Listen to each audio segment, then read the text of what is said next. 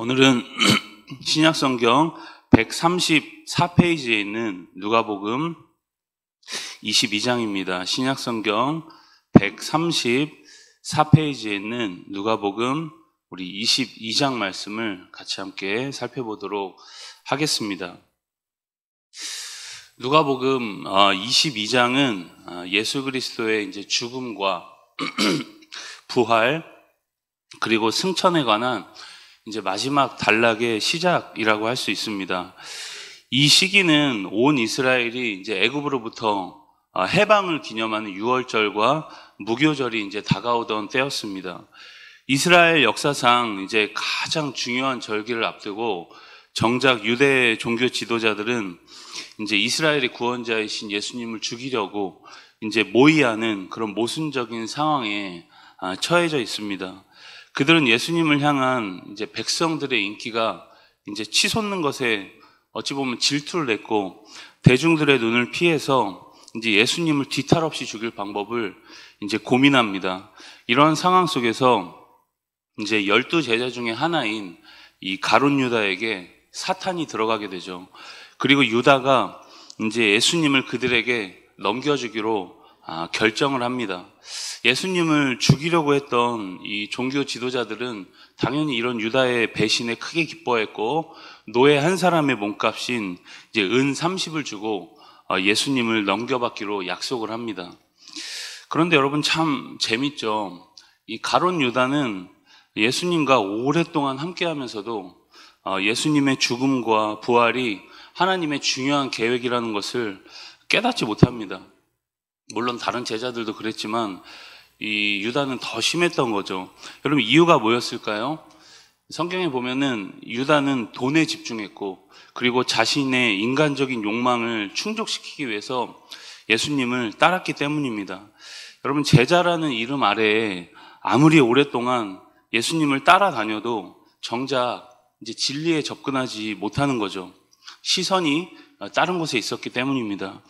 여러분 우리도 마찬가지입니다. 우리의 욕망을 채우기 위해서 물론 여러분 처음 예수님을 믿을 때는 그런 마음이 있을 수 있습니다. 그러나 계속 그 신앙생활이 이어지면 안 되겠죠. 우리의 욕망을 채우기 위해서 하나님을 계속 따라다니면 그 하나님의 뜻과 계획이 잘 보이지가 않습니다.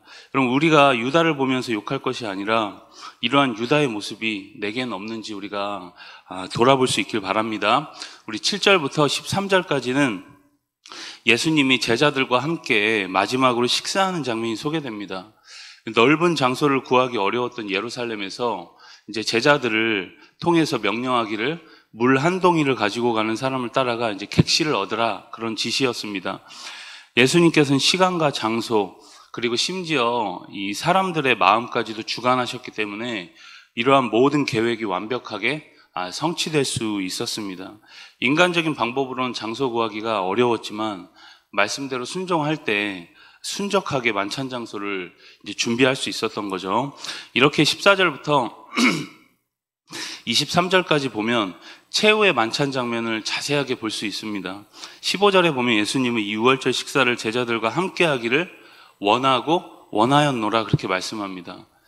이 식사는 예수님께서 이제 고난 받으시기 전 마지막 제자들과의 식사였고 구약의 유월절 시대의 마지막을 이제 알리는 동시에 예수님 자신이 자기 백성의 죄를 위해 진정한 희생제물이 될 어린 양이 되시려고 오셨음을 알리는 그런 자리이기도 했습니다.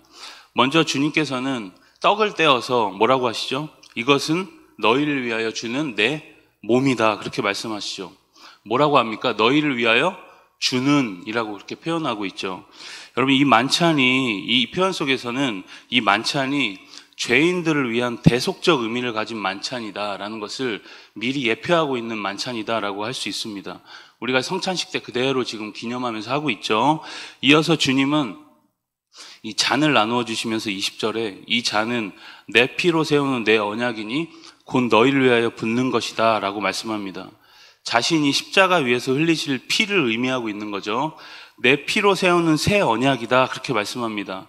이 새 언약은 이전과는 전혀 다른 종류의 언약이고 흠없는 완전한 희생제물로서 죄사함을 넘어 능력 주시는 성령의 권능을 포함하고 있는 것입니다. 이것을 기념하라는 거죠. 6월절이 출애굽을 기념하는 수단이었다면 이 최후에 많지 않은 예수님의 죽음과 구속사역을 기념하고 또 기억하는 수단이 되었던 것입니다. 그런데 재밌게도 24절에 보면 어찌 보면 굉장히 비상하고 비장한 상황이죠. 이러한 상황 속에서 제자들이 다툽니다. 다툼의 주제가 뭐죠? 이제 누가 크냐는 거죠. 그들은 여전히 예수님을 고난의 메시아가 아닌 정치적 메시아로 오해했고 세속적인 욕망에 따라서 더 큰 자리를 이제 욕심내고 있는 장면입니다. 예수님은 부드럽게 이들을 가르치시면서 하나님 나라의 역설과도 같은 중요한 진리를 말씀합니다. 세상 나라의 왕은 권세를 통해 백성들을 부리지만 하나님 나라의 왕이신 예수님은 섬김을 통해 당신의 백성을 다스리신다라는 겁니다. 여러분, 그 섬김의 정수가 이제 십자가 위에서 이루어졌던 것이죠. 우리의 죄를 대속하기 위해서 6월절 어린 양이 되셨고 살이 찢기시고 피를 쏟으신 주님의 희생과 섬김을 통해서 우리가 하나님 나라의 백성이 다 된 것입니다. 여러분, 이제 우리도 섬기는 왕이신 주님을 따라서 각자의 자리에서 우리가 섬기는 사람들로 있을 때 그것이 하나님 나라가 된다라는 겁니다. 여러분, 백성은 이제 왕의 통치 방식을 따라 살아가는 사람들이죠. 하나님 나라는 이 섬김의 원리로 돌아간다는 겁니다. 예수님은 이렇게 십자가를 앞두고 이제 습관을 따라서 이 감람산으로 가셔서 기도하십니다. 여러분, 예수님은 이 어려운 상황, 이 비장하고 죽음을 앞두고 있는 이 상황에서도 예수님은 기도하십니다. 하나님과 독대하는 거죠. 여러분, 우리에게도 이러한 기도의 습관이 필요하다는 겁니다. 기도해야 시험을 이길 수 있고 어렵고 비상한 상황 속에서 극복할 힘을 얻게 됩니다. 주님은 자신만 기도하는 것이 아니라 제자들에게도 유혹에 빠지지 않게 기도하라, 그렇게 말씀합니다. 여러분, 이렇게 기도 후에 이제 여러 무리들이 대제사장들과 함께 예수님을 잡으러 왔고 예수님이 그들에게 잡히시죠. 그리고 온갖 능욕을 당합니다. 이러한 상황에서 제자들은 예수님을 다 배신하고, 방금 전까지만 해도 누가 크냐 싸웠던 제자들이 다 배신하고 떠납니다. 특별히 베드로는 그래도 예수님을 쫓아가죠. 그런데 더 드라마틱하게 예수님을 부인하고 저주하고 맹세합니다. 베드로는 3번이나 주님을 부인하는 실패를 처절하게 경험하는 상황 속에서 이제 무슨 일이 벌어지냐면은 우리 61절과 22장 61절, 62절 말씀을 함께 읽습니다. 61절과 62절 말씀. 주께서 돌이켜 베드로를 보시니 베드로가 주의 말씀 곧 오늘 닭 울기 전에 네가 3번 나를 부인하리라 하심이 생각나서 밖에 나가서 심히 통곡하니라. 뭐라고 합니까? 61절에 보면 주께서 돌이켜 베드로를 보셨다, 그렇게 말씀합니다. 여러분, 그 배신의 순간에 예수님은 온갖 능력과 고난을 당하면서 그 순간에 배신하고 있는 베드로와 눈이 마주치신 거죠. 여러분, 이것이 우연이었을까요? 여러분, 예수님의 눈빛에는 아마도 굉장히 많은 메시지가 들어있었을 겁니다. 베드로가 그 예수님의 눈빛을 보면서 얼마나 많은 생각이 들었을까요? 자신이 얼마나 허망한 죄인인지 깨달았을 것이고, 실패의 그 순간에도 예수님은 여전히 자기를 보고 계셨다는 사실에 나아가 심히 통곡합니다. 여러분, 이때부터 베드로는 진짜 제자가 되어갑니다. 그 전에는 조금 부족했지만 이제는 진짜 제자로서의 역량을 갖추어가는 거죠. 참된 회개 속에서 참된 회복을 경험하게 됩니다. 여러분, 롯의 아내가 이 세속적인 가치관과 눈을 맞췄을 때 뭐가 됐죠? 소금 기둥이 됩니다. 여러분, 누구와 눈을 마주치는지가 우리 삶에도 굉장히 중요합니다.